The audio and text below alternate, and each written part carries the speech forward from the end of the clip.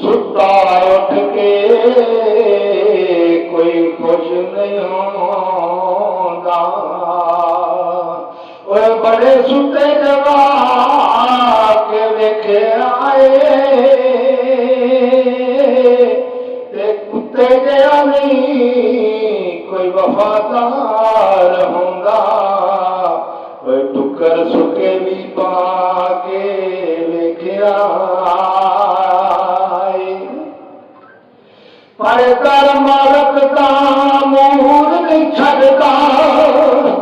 बड़ी वार करा के वेख्या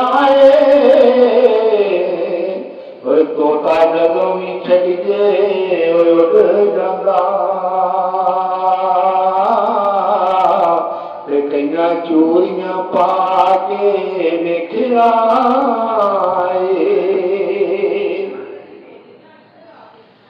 सप डंग मारो कदी नहीं रहिंदा।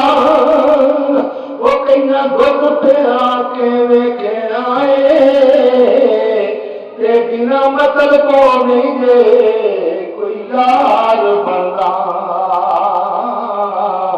ते बड़े यार बना